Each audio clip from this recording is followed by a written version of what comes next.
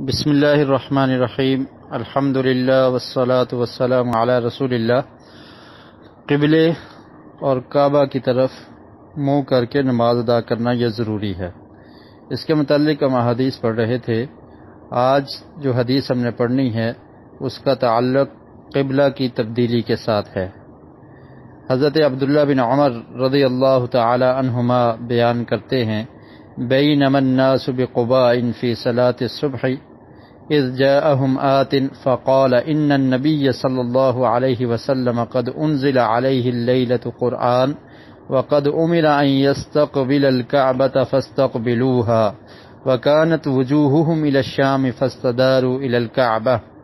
یہ روایت صحیح بخاری میں ہے۔ حضرت عبداللہ بن عمر رضی اللہ تعالی عنہما بیان کرتے ہیں کہ لوگ قباء مسجد میں، قباء یہ ایک مسجد ہے جو مدینہ منورہ میں سب سے پہلے جب آقا علیہ السلام مدینہ پہنچے تو آپ نے جس مسجد کو تعمیر کیا تھا وہ مسجد قباء تھی۔ تو وہ فرماتے ہیں کہ قباء میں لوگ فجر کی نماز ادا کر رہے تھے کہ اچانک ایک آنے والا آیا اور اس نے آ کر یہ کہا کہ رات کو نبی اکرم صلی اللہ علیہ وسلم پر وحی قرآن نازل ہوا ہے اور آپ کو یہ حکم دیا گیا ہے کہ آپ کعبہ کی طرف منہ کر کے نماز ادا کریں۔ فاستقبلوها، تو صحابہ کرام نے جو قباء مسجد میں نماز ادا کر رہے تھے انہوں نے اپنے چہرے کو کعبہ کی طرف پھیر دیا۔ وَكَانَتْ وُجُوهُهُمْ إِلَى الشَّامِ فَاسْتَدَارُوا إِلَى الْكَعْبَةِ، ان کے چہرے شام کی طرف تھے، یعنی بیت المقدس کی طرف منہ کر کے نماز ادا کر رہے تھے، تو انہوں نے اپنے چہرے کو نماز کی حالت میں بیت اللہ کی طرف کر دیا۔ تو اس سے یہ پتہ چلتا ہے کہ صحابہ کرام کس قدر نبی اکرم صلی اللہ علیہ وسلم کی اتباع کیا کرتے تھے کہ جو ہی حکم سنا تو نماز کی حالت میں ہی انہوں نے اپنے چہرے کو پھیر دیا۔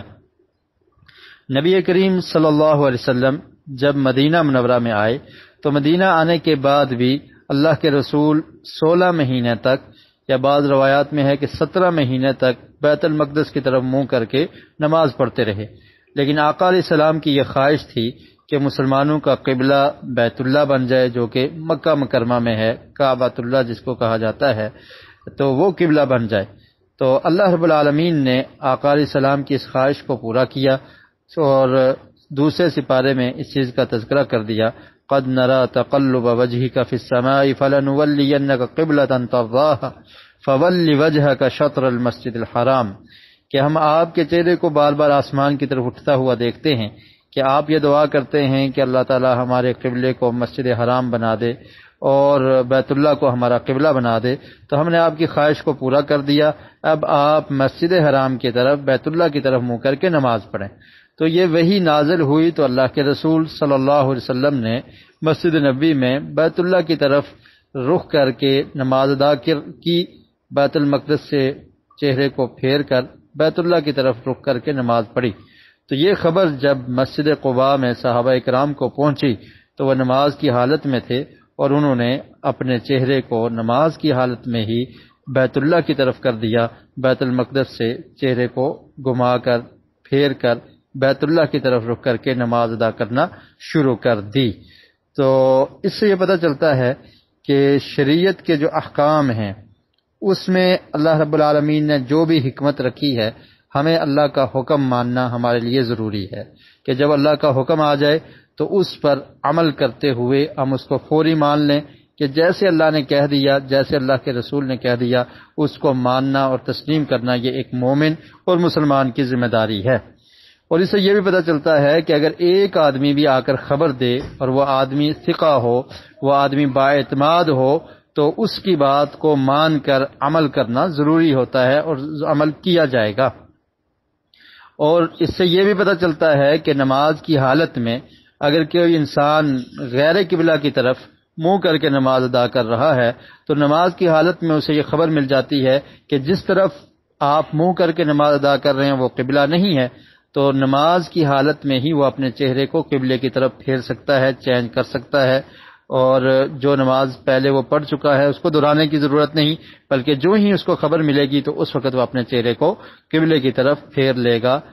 اور تیسری بات یہ بھی اس حدیث سے سمجھ آتی ہے کہ نماز میں حرکت کرنا بھی درست ہے، اگر نماز کی اصلاح کے لیے ہو تو حرکت کرنا درست ہے، جیسا کہ صحابہ کرام نے جو شام کی طرف منہ کر کے نماز ادا کر رہے تھے تو انہوں نے اپنے چہرے کو پھیر کر بیت اللہ کی طرف، مکہ کی طرف منہ کر لیا، اور یہ بالکل اپوزٹ سائڈ تھی، متضاد تھے، تو انہوں نے چہرے کو، بلکہ امام کو پیچھے جانا پڑا، اور جو مقتدی تھے وہ دوسرے رخ پہ آئے، اور تب جا کر یہ بیت المقدس کی طرف سے بیت اللہ کی طرف منہ پھیرنا یہ بنتا ہے۔ تو اس لیے نماز میں اگر نماز کی اصلاح کے لیے کوئی اس طرح کی حرکت ہو جائے تو وہ بھی درست اور جائز ہے۔ اللہ رب العالمین سے دعا ہے کہ اللہ تعالی ہمیں احادیث کو سمجھنے کی اور اس پر عمل کرنے کی توفیق نصیب فرمائے۔